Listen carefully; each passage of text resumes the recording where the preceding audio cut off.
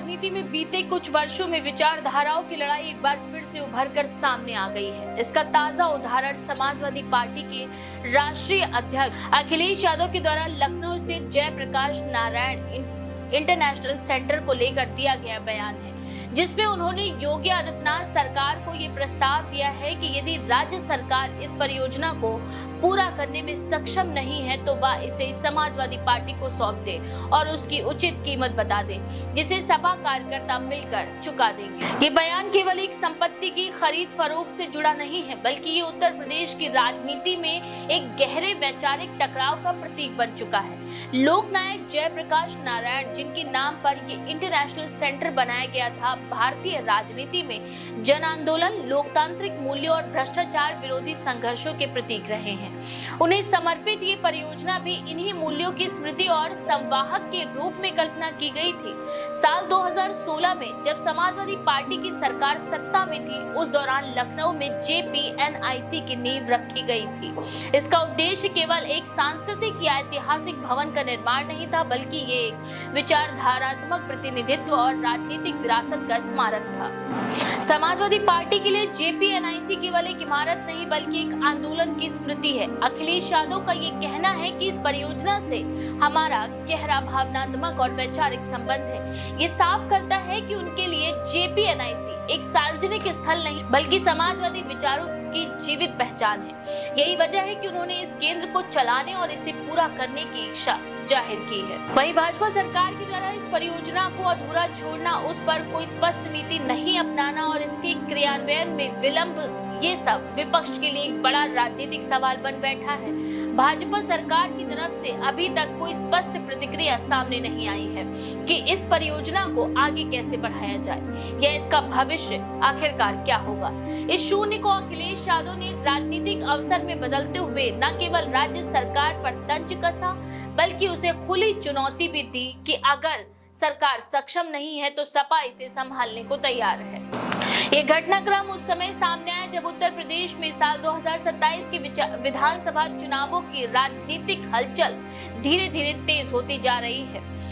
सभी पार्टियां अपने वैचारिक आधार और जनसंपर्क को सुदृढ़ करने में लगी हुई हैं। ऐसे में JPNIC जैसे प्रतीकात्मक संस्थानों को लेकर राजनीति का केंद्र बनाना स्वाभाविक है। भाजपा, जो अब तक राष्ट्रवाद और सांस्कृतिक पुनर्जागरण के एजेंडे को आगे बढ़ा रही है, उसके लिए JP जैसे जन आंदोलन के नायक की स्मृति को संजोना कभी प्राथमिकता नहीं रही। वहीं सपा के लिए ये उसकी वैचारिक आत्मा का हिस्सा है। अखिलेश ने ये स्पष्ट किया है कि वह इस केंद्र को चलाने लेकर किसी व्यवसायिक लाभ की दृष्टि से नहीं सोच रहे हैं, बल्कि ये उनके लिए एक श्रद्धांजलि का माध्यम होगा। उनके मुताबिक JP को समर्पित इस सेंटर के भीतर प्रस्तावित संग्रहालय न केवल उनके जीवन, विचारों और आंदोलनों को दर्शाएगा, बल्कि ये समाजवादी विचारधारा का मार्गदर्शक स्तंभ भी होगा, जिससे आने वाली पीढ़ियां प्रेरणा लेंगी। उन्होंने ये भी कहा कि समाजवादी कार्यकर्ता खुद अंशदान कर वह राशि देंगे जो सरकार मांगती है, ताकि ये कार्य आगे बढ़ाया जा सके। इस बयान के बाद यूपी की राजनीति में हलचल मचना स्वाभाविक था। राजनीतिक विश्लेषकों का मानना है कि ये प्रस्ताव जितना भावनात्मक था, उतना ही रणनीतिक भी।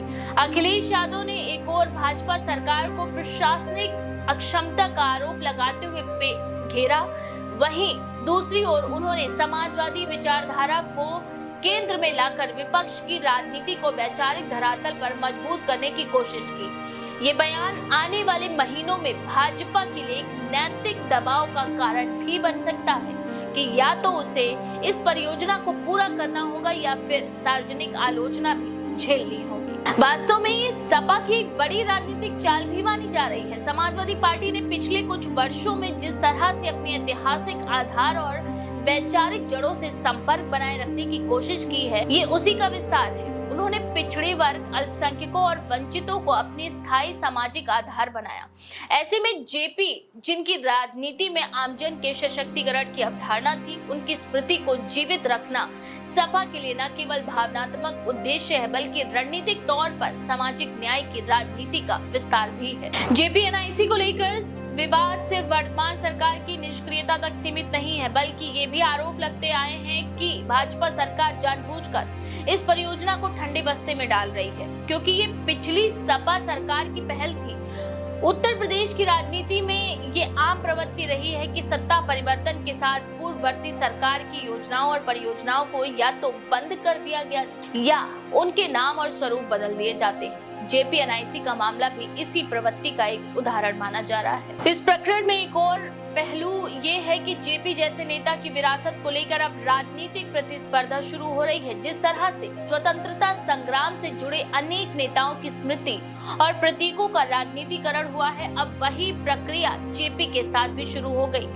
भाजपा जो अपने वैचारिक दायरे में जेपी को सीमित नहीं करती, परंतु उन्हें ना अपनाती है ना प्रचारित करती है, वहीं सपा उन्हें अपने वैचारिक पूर्वज के रूप में प्रस्तुत कर रही है। लखनऊ स्थित जेपीएनआईसी परिसर के निर्माण में वर्षों पहले करोड़ों रुपए खर्च हुए थे, परंतु वह आज भी अधूरा खड़ा है। प्रशासनिक सुस्ती, राजनीतिक इच्छा शक्ति की कमी और वैचारिक असहमति के कारण ये परियोजना अभी तक पूरी नहीं हो सकी। इस इमारत के निर्माण और संचालन को लेकर अब तक कोई स्पष्ट टाइमलाइन या योजना सामने नहीं आई। यही वजह है कि सपा अब इसे सार्वजनिक मंच पर मुद्दा बना रही है और भाजपा की कथित उदासीनता को भी उजागर कर रही है। भविष्य की दृष्टि से देखें तो यदि भाजपा सरकार अखिलेश यादव के प्रस्ताव को नकार देती है, तो ये सपा को ये कहने का अवसर देगा कि भाजपा न तो जेपी की विरासत का सम्मान करती है और न ही समाजवादी मूल्यों को। दूसरी ओर यदि भाजपा इस प्रस्ताव को गंभीरता से लेकर बातचीत की पहल करती है, तो ये सपा को एक सकारात्मक भूमिका में दिखाएगा, एक ऐसी पार्टी जो सरकार के साथ मिलकर काम करने को भी तैयार है।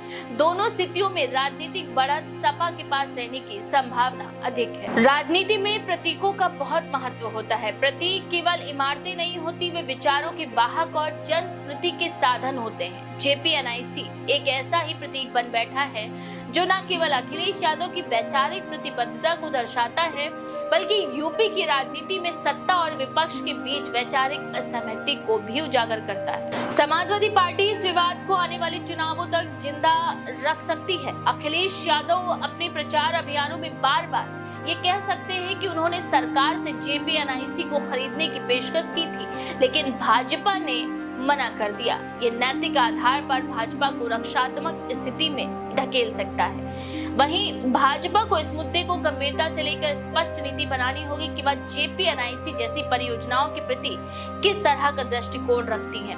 क्या वह केवल विरोधी सरकार की योजनाओं को ठुकराने की नीति पर चलेगी या वह विचारधारा से ऊपर उठकर जनहित को प्राथमिकता देगी। इस पूरे विवाद का एक व्यापक संदर्भ भी है। उत्तर प्रदेश में बदलते राजनीतिक समीकरण, विचारधारात्मक पुनर्संरचना और नई पीढ़ी के मतदाताओं को भावनात्मक मुद्दों से जोड़ने की रणनीति, जेपीएनआईसी का मामला इन सभी पहलुओं का प्रतिनिधित्व करता है और ये स्पष्ट संकेत देता है कि उत्तर प्रदेश की राजनीति में आने वाले वर्षों में विचारधारा, प्रतीक और स्मृति राजनीति की धुरी बनेंगे। इस तरह जेपीएनआईसी पर सपा प्रमुख अखिलेश यादव की टिप्पणी न केवल एक इमारत की बात है, बल्कि ये गहरी वैचारिक और रणनीतिक घोषणा है।